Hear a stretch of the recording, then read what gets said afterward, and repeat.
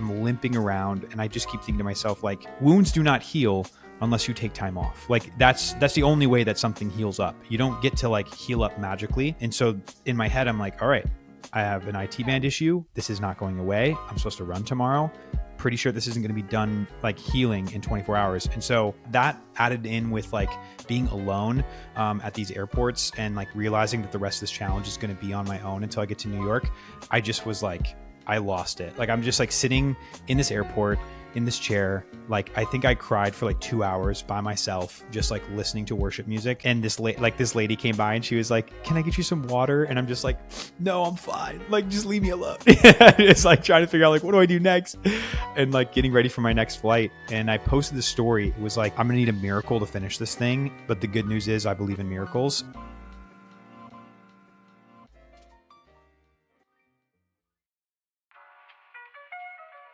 That was Isaiah Photo today on the Running Effect podcast. I'm thrilled you've clicked on today's podcast because it is an absolute banger. And so I'm going to keep the intro as short as possible so that you can dive into the stories, inspiration, and fun chats with the man himself, Isaiah Photo. He recently ran 6 marathons in 6 days on 6 continents, literally this time last week. So we're doing this conversation almost right after he gets back home to break it all down. If you enjoy this one, give us a follow so that you don't miss another episode like this in the future. Give us a 5-star review. It takes 5 seconds to do so, and make sure you share this conversation with a friend.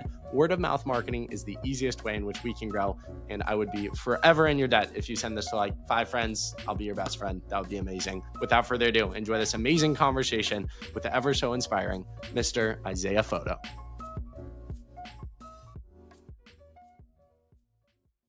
Ladies and gentlemen, the man joining me on the podcast today is a bit of a psychopath. Anyone who sees what this man did last week, 6 marathons on 6 continents in 6 days, I believe.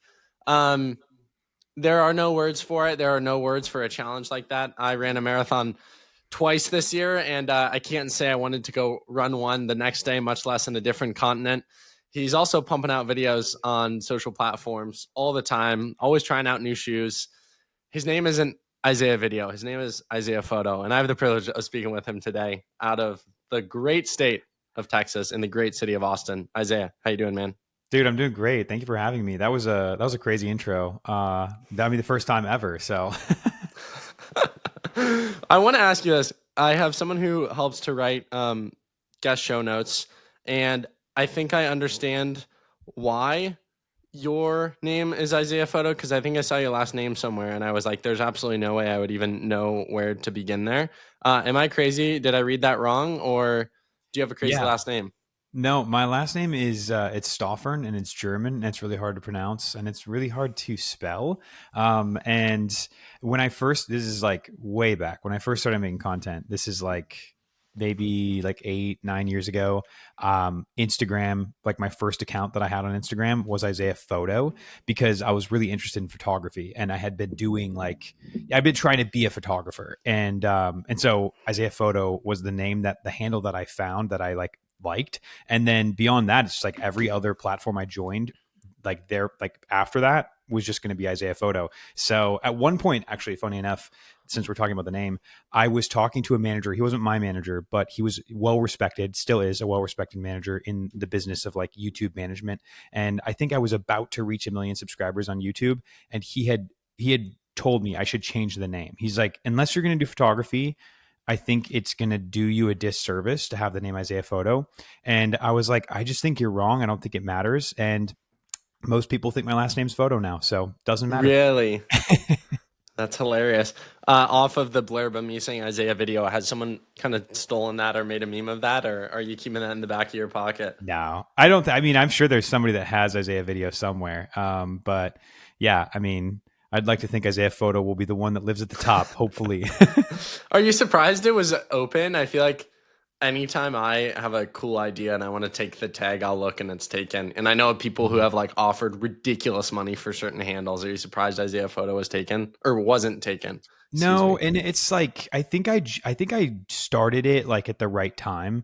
Like I think Isaiah Photography was taken, which honestly I'm grateful that it was, because I probably would have done that, and then it would be like way too hard to. I mean, photos already weird, but photography would be like, this has nothing to do with this page. So Yeah, crazy stuff, man. Well, speaking of more relevant subjects, we'll get back into your kind of background of all this and how you got into it. But want to speak of this last week. Shocked you even wanted to do a podcast with me this soon after. Is it nice to? We'll just start.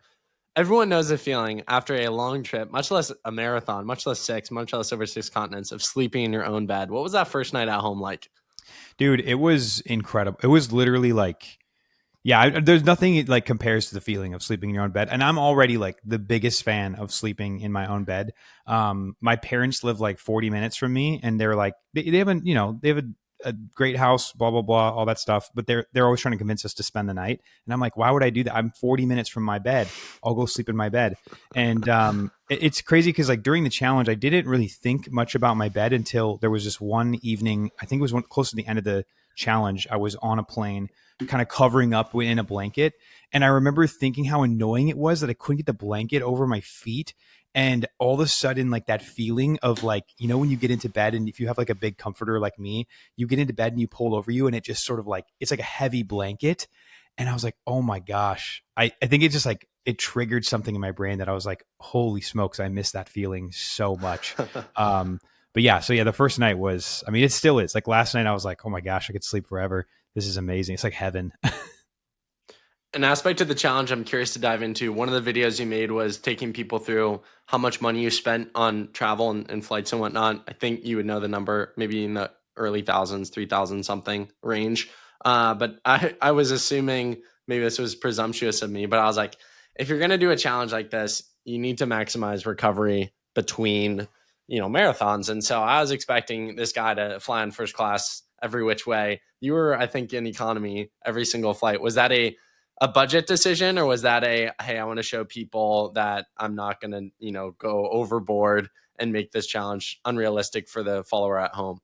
Yeah, I think like what I've tried to do up to this point with content and specifically with running content, and going forward is like I want to make it as relatable as possible to the guy that's watching at home for so many reasons. But I think mostly for like the version of me that's sitting at home and watching this video. I was like just some kid from some Midwestern town, grew up in the Midwest, and I had all these crazy dreams that I wanted to accomplish, but never really felt like I had the tools that I needed to do it, And so growing up, it was like, how am I going to be able to achieve such great heights with the tools that I have available? And I think for me, it's like, I want to prove to that kid and to that guy that like, you can do it, and you can do it even later in life. I'm 32. Like, you don't have to do it when you're 16. Like, I'm not an elite athlete, but you can get better at running in your 30s, which I think most people are like, what? Like, you can't get better at running in your 30s. You can. And I think there's other sports I'm sure that you get better at in your 30s as well. And so for me, it's like, I want to prove that one, you don't need the craziest tools. You don't need like carbon plated shoes. I ran in New Balance 1080s for every single run. I brought one pair of shoes, one pair of socks, one pair of shorts, one shirt. I mean, what I was wearing was what I was wearing for the entire challenge. And so when it came to the flights too, like you said, like maximizing recovery obviously is essential if you're going to be doing more than one marathon in a row. And so I just like, I did want to maximize recovery, but at the same time, I wanted to make it as possible as it could be for everyone else at home. And so, yeah, it just made sense. Take an economy. Was there a specific flight in the back of your head? You were trying to sleep or trying to recover, and you thought, oh my gosh, I would really like first class right now? Yeah. I mean, all of them, but I think like probably the flight from London to Chile. It was the longest one. It was like 14 hours. And it was also a packed flight. So at this point, I'm late in the challenge. I'm like pretty exhausted, and all I wanted to do was sleep. And I remember walking past like the first class seats and just being like, man, to be upgraded right now would be so crazy. And of course, it was like the most full flight. I didn't realize so many people go to Chile from the UK, but apparently they do. It's actually hilarious. It's super random fact, but my girlfriend, you'd never guess, but her mom is fully from Chile, and so she'll go back like once a year because her grandparents and extended family are all from there. Dude. So when I saw you running in Santiago, I was like, oh my gosh, Emma, Isaiah's running in Chile, but she hates that flight. Like she's not flying from London, but I think it's maybe like 9 hours from the States, Mhm. and it's overnight from Atlanta, I think, and she like dreads it every single time. I've Have never you flown been? first to Chile. No, not yet. Oh, you should go Do go you think for it's a cool? run. Yeah, I think it's great. It's an awesome country. It was Rank beautiful. rank the top 6 marathons. I mean, I'm a sucker for the New York City Marathon, so it's got to be number one. I love the New York City Marathon. The energy's unmatched, and obviously that's the only one that I had a crowd out to cheer for me, Right. so that felt pretty cool. But probably, yeah, probably, I would say, yeah, it would be New York, and then London, Chile, South Africa, Australia, Dubai. So I think that's probably the way that I would do it. And Australia is like not fair because I did it in the middle of the night. So Mm. if it was the middle of the day, it probably would have been a lot more fun. But just like I'm thinking like conditions and my experience, I think that's the list. What was the hardest part of the challenge that you feel like most people would gloss over or be unaware of? I think a lot of people think it's probably the sheer mileage or quantity, but for you, what was the hardest part? Was it the travel logistics? Was it I don't know. You tell me. What were the Yeah. the parts you feel like most people don't know about that made it difficult? Yeah, I think I guess the way that I'll speak about it is like these are the parts that I didn't even think about or didn't like take in consideration as much when I was planning it. But number one, the sleep, like not getting enough sleep. I had on average 4 hours of sleep between each marathon in total because I slept for a total of 21 hours during the challenge. I wore Coros for the whole thing just to like track everything.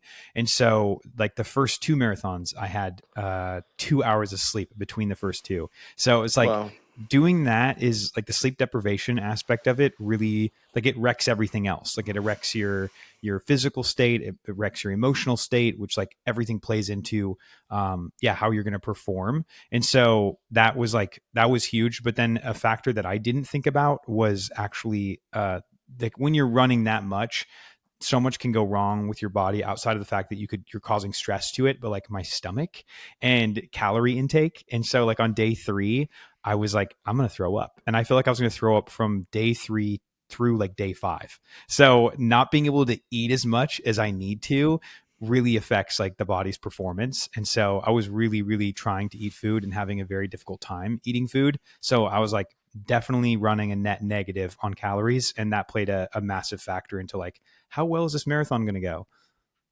were you worried at all about food poisoning in some of these foreign countries where I'm sure your gut was not used to food from Australia or Chile? And how did you prep or plan for that? Or was it very much like, I'm confident that once I get there, I'm going to figure out a plan of where to eat, what to eat, etc.? Yeah, I mean, it's a good question. And I think had I been eating outside the airport, definitely. But I got like into this really nice rhythm where it was like, get to the place that I'm going to, immediately go and try and find food at the airport. Because I didn't want to like waste time trying to find food in these foreign places. And I already had like a map in mind in my head and on Strava of like where am I going to go run. And so for me, it was like land, get off the plane, go find food, hydrate, fill up my flasks, and then find a snack that I can bring with me. And so most of the time that was like a candy. I think I had this like bag of Skittles I found in Dubai that came with me for multiple marathons because I couldn't eat much food. And I was just like, any sort of calorie, get it in. So I wasn't really worried about food poisoning because it's like pretty controlled environments at the airport. I'm not eating like street vendors or anything like that. So yeah, I was like, I don't know. That just wasn't something that came up for like anxiety for me. What country was the hardest to navigate or gave you the biggest scare?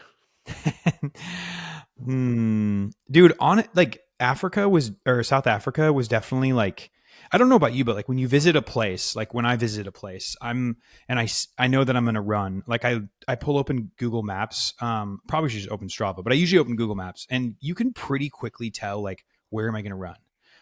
And you can like whether it's like a beach or a park or something, you can kind of like find a place nearby that you can go for a run just by kind of messing around on Google Maps. And I found that super quickly in Australia, which I'd never been to. Dubai was really easy. London, super easy.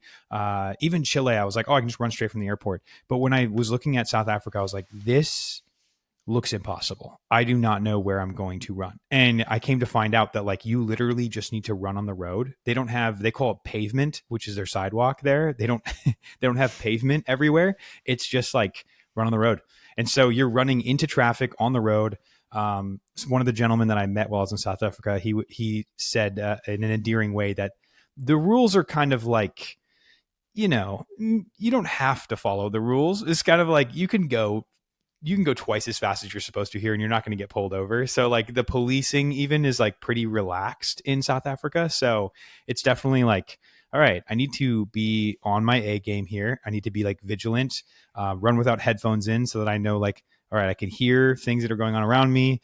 Make sure that I'm, just not going to be getting in anybody's way and also not getting run over. So there's like definitely a whole nother aspect of like trying to be safe.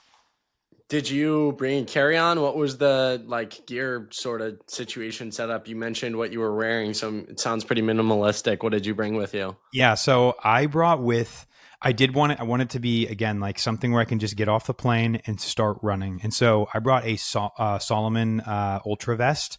So it held two flasks on both sides, as well as a container of salty hydration, which is my hydration company. And then I also had some deodorant that I found in the airport in Sydney. And then that's like pretty much it. A couple snacks. That's You it. went I you guess a went charging for block 6 days and with microphone. that? Yep. That was it. So you filmed everything iPhone. Everything was iPhone. Yeah, I'm a huge believer. Like if you can, you should is sort of like a motto that I like to use. So like if I can film myself, I should. And I think that just goes with everything. Like if you can edit, you should. Like all of those are just like my general philosophy. But yeah, so for me, it was like iPhone, and I brought with like a DJI mic, which just like lived in the side pocket, and I could just pull it out and plug it into the phone and start talking to the camera. So yeah, super simple, really, really simple. Did you edit yourself on your iPhone, or did you pass off footage to someone else? Nope, all myself. Wow. Yeah, so like while I'm traveling, I also was uploading like probably twice a day. I thought I would upload more, and I was talking to my wife about this after the fact. It's just like my mind was like mud. It was just like nothing was working the way that it should. And so I was like, all right, I need to upload one piece of content a day at least. And I think it ended up being around two, which I was pretty happy with. This is crazy, man. Going back in time, what was the inception for the idea? At least from the videos I watched, it didn't seem like some major sponsor was like, we've got this whole concoction of a plan that we're going to pay you six figures for, and it's going to end at the New York City Marathon. Seemed very intrinsic and something that you yourself wanted to do, regardless of, how many followers you'd get from it or how much money you'd make from it. Where did the idea come from? And then what was the bridge between that inception, that idea, and ultimately that first marathon? Yeah, that's a great question. So up until about late last year, I had a team of two other guys that worked with me. So two of my best friends, Dave, he was my editor for 6.5 years. He lives in the UK. And then one of my best friends, Isaac, he lives here in Austin, makes his own YouTube videos now. He worked for me for 2 years.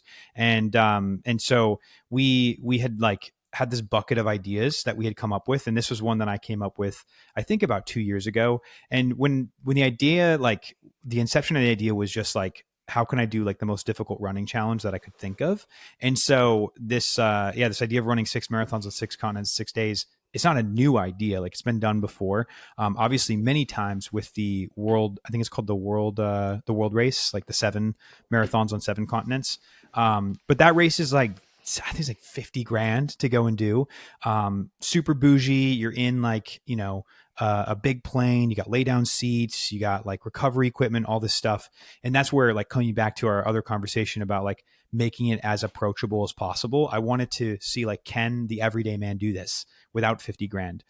Which played hugely into like flying economy, only flying with one pair of clothes, all those things. And so as we were coming up with this idea and writing it down and stuff, we were actually supposed to shoot it last year when I had a team, and the logistics were truly just mind numbing. And so we ended up canning the idea for that purpose alone. And then fast forward, my team sort of dissolved back into just me naturally. And that's a whole nother story, but like really good. Those two dudes are like killing it on their own, which is awesome. And now I'm back to one man team. And this year I was like, what could I do this year that would just be super fulfilling, super difficult, and yeah, just be a fun challenge. And so this idea kind of came back, and I got a bib for the New York City Marathon, and I was like, this is it. This is the year. And early in June, I started plugging in like, what would it logistically look like to put together a trip like this? Can it be done with one person? Can I even accomplish this? And initially, it was going to start in the afternoon in Sydney, and then on the 25th, and then it would be really tight connections for the rest of the trip. Like I think I was going to have 5 hours in Johannesburg, which is just not enough time to get off of a plane, run a marathon, and get back on. And I ended up finding a flight out of Johannesburg, or sorry, out of Sydney at 6 a.m. instead of at in the afternoon to Dubai. And so I ended up doing that one. But the result in that ended up being running 2 marathons in a single day as like the first day. So that Tuesday on the 25th, I ran 2 marathons, one in Sydney and one in Dubai. And that was like that. It made it so that I had more time at each race, or sorry, at each run, because they weren't races. They were just self-aided. But it also meant that I was heavily front loading this whole challenge, which played a huge factor into like, how am I going to feel halfway through this race? But yeah, it was, yeah, pretty mind numbing putting all the stuff together. I had like 30 pages open when I was like trying to book all the flights, double checking, cross checking every single flight. Is this the right time? Is it the right day? All of the stuff. But yeah, I used I don't know if you've ever heard of the Flighty app. I use the Yes, I Flighty app. have. Yeah, Yeah. it's really nice because it showed me, like when I was plugging in all of the flights, it showed me how much time exactly I had in each city, which was perfect. It made it really easy to make sure that I wasn't overlapping, or, I wasn't going to like miss a place or something. So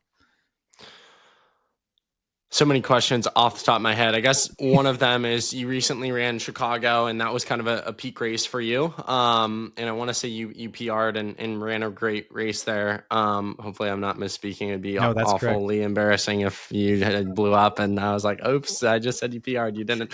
But in the journey to get there, you were training really, really well. Then you kind of had a hiccup, a little injury, got after it on the bike, kind of got back into training a few weeks leading into it. But you had that mini hiccup, in the time leading into the race, still crushed the race. But I'm sure in the back of your mind, you're like, oh, I just had this thing pop up. And then I put myself through all the stress running faster than I ever had before at the marathon distance. And now I'm about to run the longest and furthest I have, 6 days in a row, essentially. I know you've done ultras before, but like, this is probably the craziest, most intense challenge you've done thus far. Was that in the back of your head of like, man, if shit hits the fan on day 4, what are we going to do here?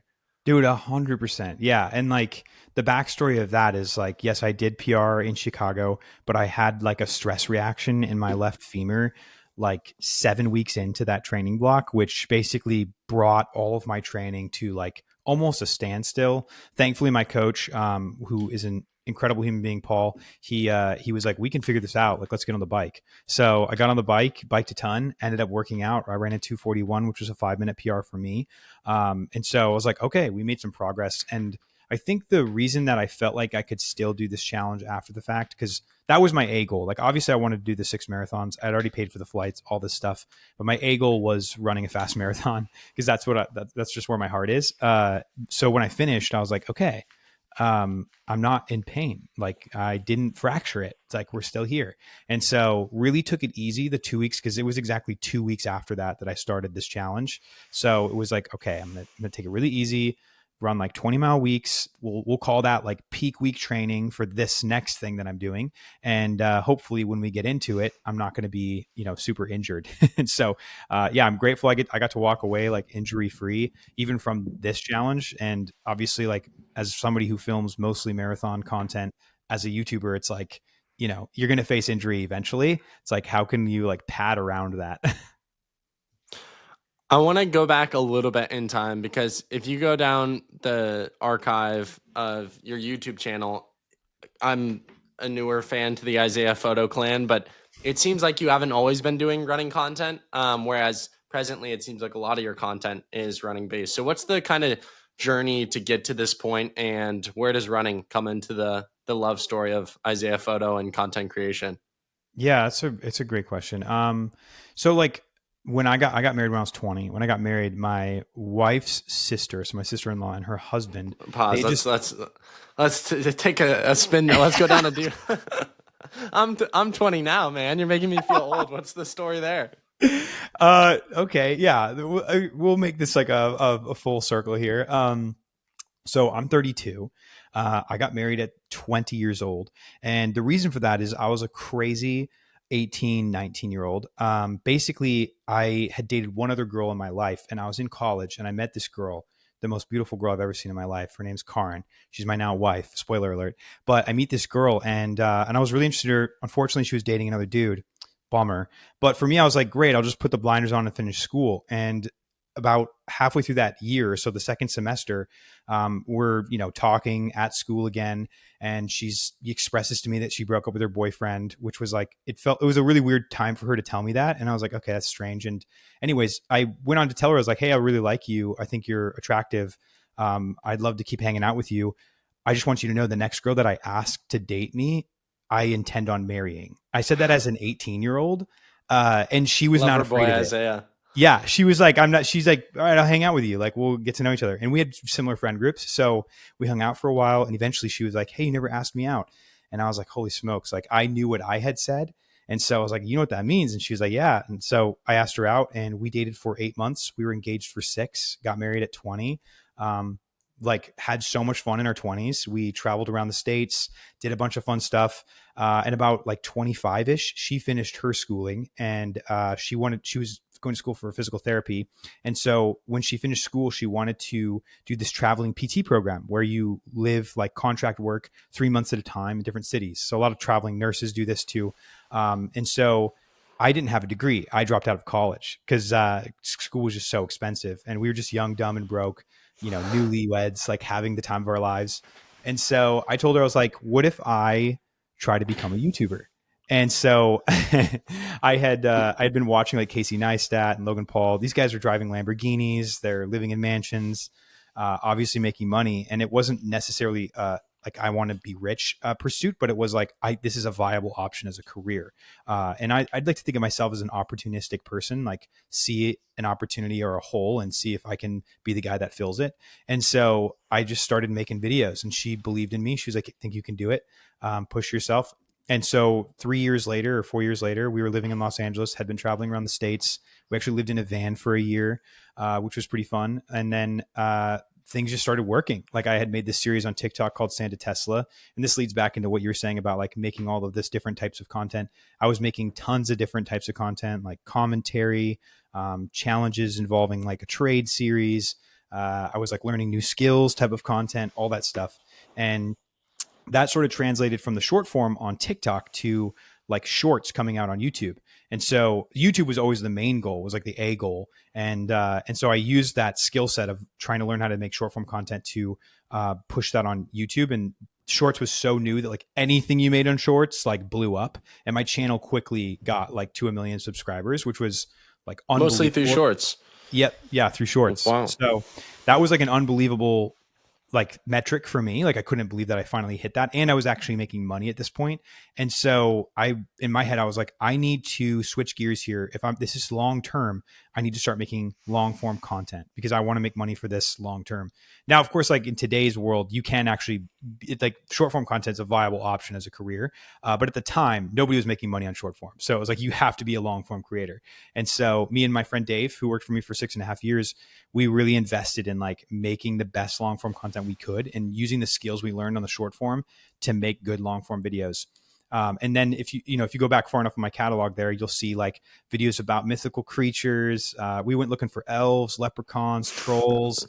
I did food challenges. I ate Lunchly for a week, ate Feastables for a week. Pretty much any sort of challenge you can think of. Did a lot of cross country stuff. So I went to Europe to like Liechtenstein, which is like a country that's 13 miles long. I've crawled across that country. I've walked across it in Lego shoes, Crocs. I've walked barefoot across Andorra, which is a country that's just north of Spain. It's 26 miles long. So a lot of physical challenges and a lot of like just goofy ideas that, searching for mythical creatures, those kind of things.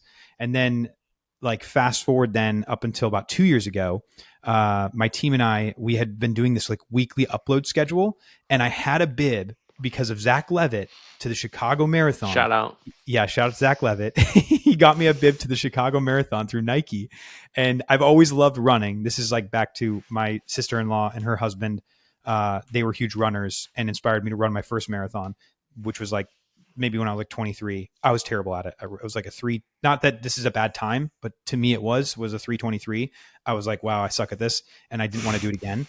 And so anyways, fast forward then, got a bib to Chicago. I'd really gotten into running at this point, like really enjoyed it, running with Zach and my friend Ryan quite a bit here in Austin. And I basically was like, I was going to run this for fun, and Zach and Ryan decided they weren't going to run it, and we were uploading weekly, and my team was like, we need to upload a video. What are we going to film? And, and I had thrown out this idea. I was like, what if I run a marathon in Crocs? And, I remember my editor, Dave, I love him. He's one of the smartest people on YouTube that I know, but he shot the idea down. He was like, bad idea. Nobody's going to want to watch that. Who's going to want to watch a guy running for 8 minutes? That sounds so boring. And to his defense, I think he was probably right at the time, is what I thought. But my other friend Isaac, who was my filmer, he was like, "No, we should shoot it." So I was like, "I'm hanging on to that. Let's go shoot this video." We flew up to Chicago, shot the video.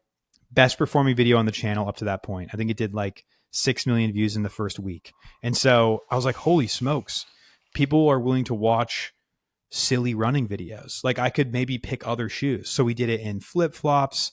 We've done the marathon in a couple other different shoes. So it was like all of a sudden, like running was an option. And fast forward to me being now a solo guy. Now I'm a team of one. I really wanted to pursue ideas that were interesting to me, that inspired me, and felt fulfilling. And running has just like been that thing. I found so much fulfillment in running and like getting better at running. And so that has been kind of the transformation of the Isaiah Photo Challenge. Sorry, that was really long-winded, but No, it's amazing. No, it's amazing. You killed multiple birds with one stone there, so I appreciate it. Something unique of your story is like you live in Austin. I'm not sure how long you've lived there, but you kind of got lucky with it being, a lot of people get offended by this. I would potentially call it the running capital of the US. New York might beat it. But in terms of like, I don't know, Town Lake, it's got to be, basically what I'm trying to say is Austin is up there for like running cities, running cult cities. Everyone runs, everyone cares about running.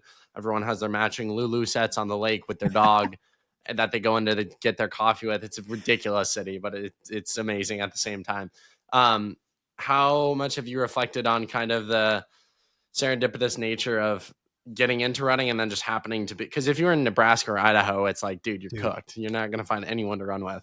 Dude, 100%. And I mean, to your point, like, I think you are you are like basically what you're surrounded by, right? Like you're a sum of like what you've surrounded yourself with. And so I do think like being around the running community every day is like so massively inspiring. Like I have so many people to look at, like even here just in Austin. And I would agree with you. I think Austin is the running capital. I'll brag on my own city a little bit. I love New York, love LA. I think New York sucks, by the way. New York sucks, by the way. Went for the first time last month, dude. Actually, you might know him because he's an Austin kid. Do you know Pierce Townsend? I don't think so. Okay, I got to connect you. He lives in Austin and he's 21 and he's a professional photographer, but he's like my best friend. Like love the guy. And the awesome thing of being in a kind of media space and being hired by companies like Hoka is I can like pick a team around me. So it's lovely when you get to pay your friends and also travel with them. So I contracted him to do photo for this Hoka event in New York City. He's been a bunch of times. I had never gone. And so between like the obligations at the event, we'd go exploring. And if you want to not feel God and feel absolute chaos, go to Times Square. That's all. It was cool. It was cool for about 12 hours. And then one of the nights we were in our hotel room, I was like, Pierce, why is this like quiet hotel room? It's like, why is this like more enjoyable than going outside? Dude. And I think he said something like, cause you can hear yourself. I was like, that's it. That's what I'm. Dude, I have disagree with you. I think New York's pretty fun. I love New York. But where do you go though? Cause I was like very proper Manhattan, like Chrysler Building. That's where our hotel was. Yeah, I mean, like chaotic. I love running through Central Park. I don't like the West Side Highway because you're bumping into people. Like it's so crowded. And to your point, like for running, I don't think New York's the best place to run. Actually, I don't like running in New York that much. Aside from running in Central Park when it's not too crowded, Austin's just a much better city for it. Like you've got Town Lake, there's other trails you can run. Austin's a better city in every metric. Come on. But like if you love food and you love like, I don't Nah, know, dude, I went into New shop York at all. City. Can I have a vanilla latte? We have simple syrup and honey. I'm like, what the hell? What are we? What are we? Give me my merit, man. I love this is so funny. Hey, well, I love that you love Austin. I mean, I feel like if we went to New York together, we could have a good time. I could show you some good stuff. We'll do it. We'll do it. We'll do it in the future. We'll vlog it for the people. Come But on. I don't know. I just felt like so empty there. It was just so loud, so chaotic. And I'm a Christian, so maybe this is where some of my like perspective and belief comes from, but I felt like it was such a materialistic city where everyone there's like a tourist, it feels like, or people who live there are very like money driven or financial driven. And so you Mhm. just walk around the streets with people going to spend money in stores to buy things. Everyone cares about perception. I was like, this just feels fake. Whereas Yeah. Austin is big city, but the people there are so nice. It's way quieter. You can actually breathe on the street. You don't feel Yeah. like, I don't know. Call Yeah. me a I New York hater, y'all. That's okay. No, I'll hey, it's make me a fair. I shirt. think there's like it's perspective, right? Like phase of life, all of these things I think play a huge role. For example, I have 2 children and I have a wife, and this is Where are the two kids? What? yeah, Learning all sorts of new yeah. I have things. two How children. I old? have a 2.5-year-old and an 8-month-old, and Okay. so we're just in New York, obviously, this last weekend. And New Yorkers love 2 things. This is what a New Yorker told me. They love 2 things. They love marathoners and they love babies. And I've never been in a city that just random strangers have ever been so helpful with children. Like if you're walking up the stairs and you have a stroller, which it's already hard enough to get on a subway with a stroller, but I mean, it's just like you have 1 kid, but if you have 2 kids, it's like impossible to try to take a stroller down these stairs. Dude, random dudes or ladies, anybody will grab that stroller and help you carry it up the stairs or down the stairs. And I think that's like the beautiful nature of like But do you want living to in a know why? Do you want to know why? why? I'll tell Why? you why. Because no one in New York can afford to have kids. So they see a kid and they're like, I haven't seen one of these in 6 months. It's probably What true. does it look like? No, you make a good point. You make a good point. Well, it's just so funny. Like, yeah, the cost of living. I'd be curious your take on Columbus. So I lived in Austin for 10 months in 2023. Dang, I'm the move back. youngest of 6 kids. So I'm very close to my family, and almost all of them live in the Midwest. And so lived in Austin, loved it. But then I was like, okay, I want to move back close to family, specifically as my older siblings are starting to have kids. And I was like, what's the coolest city in the Midwest? I was like, Columbus. The difference between Austin and Columbus, everyone in my life calls me a Columbus Glazer. That's okay. I'll run for mayor one day and win. That's fine. You gotta do what you gotta do. But the difference is Austin downtown. Austin has the coolest downtown anywhere in the country. I'll argue that debate all day, every day. Dang. I think there's so much to do. I think it's generally pretty safe. I think it's pretty clean. And it just feels very new and big without being too big, where you're suffocated like you would be in New York. The difference is the suburbs are nice, but they're too secluded, and the ones somewhat close to downtown aren't that nice. The Mm. difference between Columbus is Columbus downtown nice, but for perspective, I didn't go downtown once my first year living in Columbus, despite only being 20 minutes away. The reason, all the suburbs are ridiculously nice, and all the Mm. suburbs have their own downtowns. It's really weird. It's the only thing I've ever Yeah. seen. It's like Dublin and New Albany have their own downtowns. And yeah, New Albany was ranked #1 top suburb by Business Insider in the country in 2016. Dang. We've got probably like I'd say we have 5 better suburbs before Austin. Austin would be like 6. If we were ranking the top 10 suburbs between the two cities, I think Columbus would take the first 5. And Dude, I have never I'm been to 20, Columbus, but I'm but a I family believe guy, and suburbs are where it's at. I would way rather live in a suburb you. than a downtown. That's so funny. Dang. I mean, hey, it's a solid pitch. I've never been to Columbus, but it sounds lovely. The other weird thing with Austin that I don't love is, and you know it better than me, so correct me if I'm wrong, there's really nowhere to run but Town Lake. And so I kind of got Mm. bored. I know what Whereas you mean. There Columbus has a definitely ton of is. parks. There's quite a bit of running, but it's not as well kept. I'll say that. Like there's a path that goes up north into Peace Park, and it goes like way up. And then there's also some suburb running too. There's some paths like maybe 15, 20 minutes north of Austin that are like 10-ish miles long or 8 miles long that you can go and run. But yeah, I mean it's there's definitely like there's some like kind of not so nice areas that have paths that you can run in, but it's definitely sketchier. I think if you were like, if it was my wife, I'd be like, please don't go run there. Right. You know, if you're like on the east side or something, but myself, I'm like, I'm fine. I don't care. Right. I thought Austin, the suburbs were hillier than I thought they were going to be when I lived there, and I actually really enjoyed that. Again, I think it's a lovely place. It's kind of a second home to me. Like out of any other city, I feel like I go back there the most. And my brother actually just got a job. He's moving. I'll have to connect you to him because you'd like him. But yeah, he's moving middle of this month, so Let's I'll go go. back a lot more. And I'm actually excited. I wish you would move to Columbus, but I'm excited about that because it'll be more of a reason to go back more Yeah. often. I would say Austin was the perfect place for me to take a gap year or move. I moved out of high school to kind of try and make this a full-time job, and it worked. And I would say it was the best place to do it because you just met so many people who wanted to help and who Dude, wanted to yes. connect you to people. And that's real. I've not experienced that anywhere, including Dude, it's Columbus. It's very incredible. rare.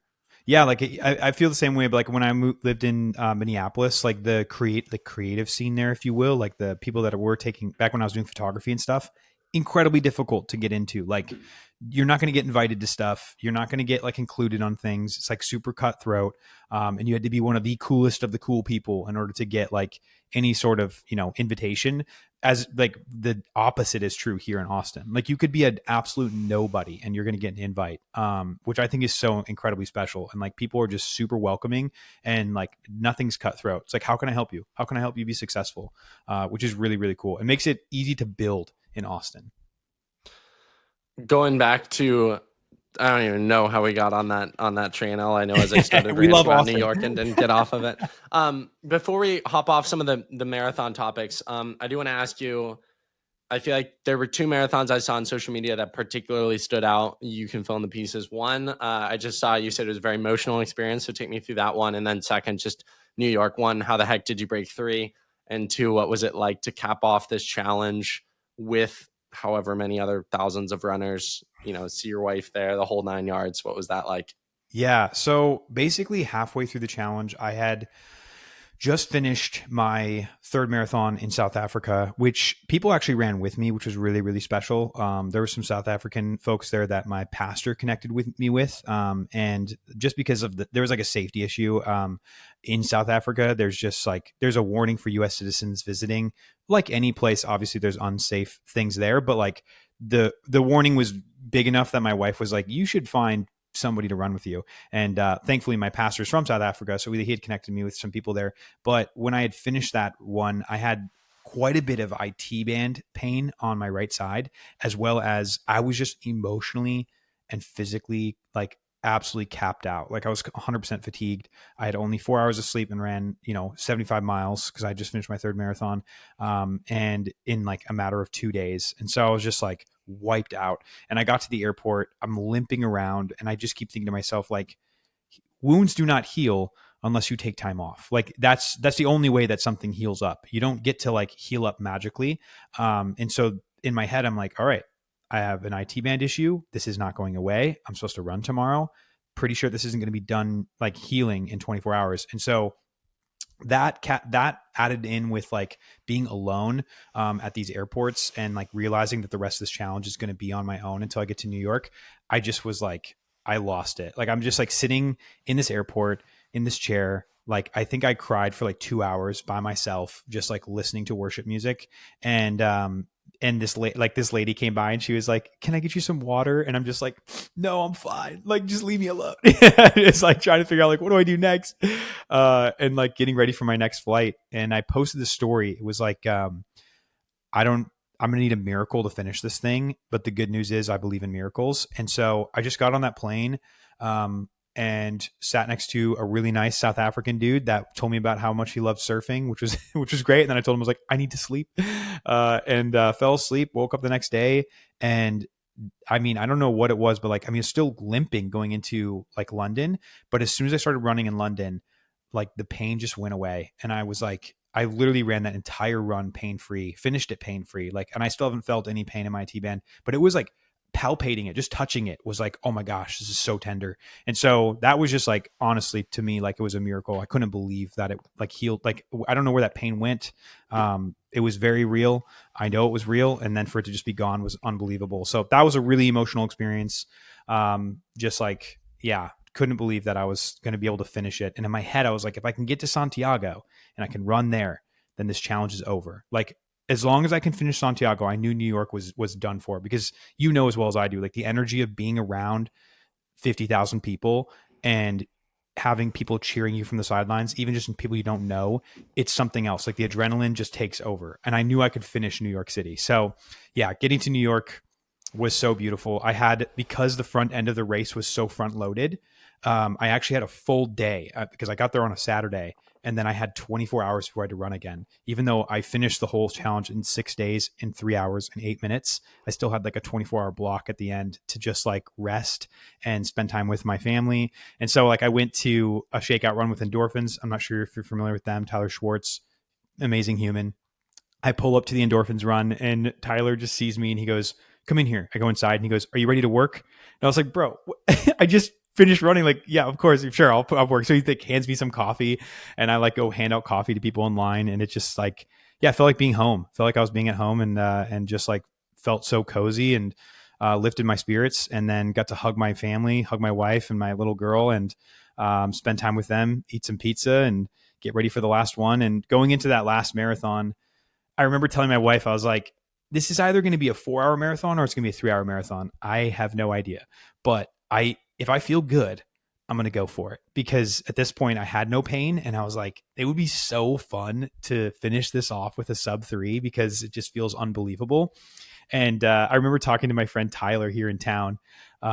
And before I left, I was like, what if I ran a sub 3? And he was like, no shot. You're not going to do it. It's not possible. And in the back of my head, I was like, I got to do it just to get the hype up. And so started running, and dude, I don't know what happened. I don't know if it was the fuel, if it was the sleep. Yeah, if it was just like the magic of New York, but I just like had this, I felt like I was floating, just had this like fire on my legs, and just like kept going, and never once felt like I needed to quit. I definitely got tired towards the end, but I was like, this is fine. I can finish at this pace. And I finished that race with 2 hours and 56 minutes and 6 seconds. And yeah, I just couldn't believe it. I was like, I can't believe I ran a sub 3 on the 6th day, having run 6 marathons. Yeah, congrats, man. Like truly, absolutely incredible, absolutely insane. Was so cool to follow along on social media and read the comments, see the impact, and be impacted myself. Like I feel like you see people do that, and it really makes you question how much you're doing and if you're really working hard, because it's like, oh wow, I think I'm all that, and it's like, oh man, this guy's redefining what it means to do a challenge. So yeah, sincerely, I'm inspired, man. I Dude, do want thank to you. give you a second. Like I hear dude gets married at 20, travels the world, launches a YouTube channel, launches kind of a, you call it media empire, has a product, has a company underneath that, is doing all these sorts of things. I feel like I learn more about you every single week. And you're only 32. You've got 2 kids. This is some dad lore here. This is a life well lived. What advice would you give to people out there who, I hear it all the time, man? So it's probably majority of the audience. They're just unsatisfied in life and know they're made for more, but don't know where to start. Yeah, I think I use this slogan "Too Easy," and I wore this shirt "Too Easy" while I was running. And it's sort of like this idea of blind optimism, which I am a severely optimistic individual. I think like anything is attainable, anything is possible. But I'm also a guy without a college degree. I don't have a high school degree. I fractured my skull at 16 and should have died and didn't finish high school. And so there's so many things that happened in my life that should have put me back. And I just think that I think that there's so much opportunity in the world. And if you're willing to chase your dreams, I really do. I deeply believe like those people that are willing to chase their dreams, they're crazy enough to actually do it. Like it's just taking the first step. And I think so many people don't realize that you really just need to take one more step, and you'll be able to peek around the corner and you can actually see the finish line. It's not that far away. And so I think it's taking that first step. Like if I could encourage anybody to do anything, it's like, just try a little bit. And if you try a little bit, I think it'll make you try even a little bit more. And you'll be surprised by what you're capable of. And I think this whole journey of the 6 marathons was such a beautiful example of that. Even to myself, as I look inward, I'm like, holy smokes, all I had to do was like, just go and try, run 1 mile, and then see if you can cap it off with 26 each day, which sounds ridiculous, but it's possible. And I think one of the things that I love about humans that are willing to push themselves, I think if one person can do it, then we can all do it. I truly believe that. I think if you can see one person do it, it means that there's something in you that can also do that one thing. So be inspired by other people and take action. Go do it. I love it, man. Great words to live by. So many more questions, but I think we should save it for an in-person podcast next time I'm in Austin. Let's go. This one was packed, full of inspiration, full of stories. Appreciate the time. The dreaded question I'll ask you before I leave you. I hate asking it. I hate when I'm asked it, but what's next? What's next? Dude, I just got a message and I just have this crazy idea. I want to do something crazy next year, but hopefully nobody steals this from me. But what I'd like to do is run. We'll sue you real fast. Well, the running effect will sue you if you steal this idea. I'd say it won't have to. We will come after you. This is copyrighted. You can't take this. We'll throw I'd in like New to York run for the rest of your life. I'd like to run 3 marathons in a day on 3 continents. It is possible. Basically run a marathon on the Asia side of Istanbul, on the Europe side of Istanbul, and then get on a plane and go to Africa and finish the 3rd marathon. That's the 24-hour cycle. It's never been done before. It's actually truly a world first. So I think that would be really fun. Crazy, man. Final question for you. Yeah, I need that to sit. This is where I'm saying, man, I'm like, I think I do crazy stuff, and then I hear that and I'm like, oh boy, this man might be David Goggins reincarnated in a new body. Final question for you. Gordon Ramsay comes over to your house for dinner. What are you choosing to make for him? Ask every guest that question. I started years ago. It is stuck. I don't know why, but we're rolling with it. So Gordon Ramsay comes over to him. He comes over to the quote photo household, or however you say your last name. What are you making him for dinner? Dude, beef bourguignon. I think it's a German dish. No, it's French, and it takes me like 10 hours to make, and it is. I mean, I stand by this. It's fantastic. I think you would be silly to not love it.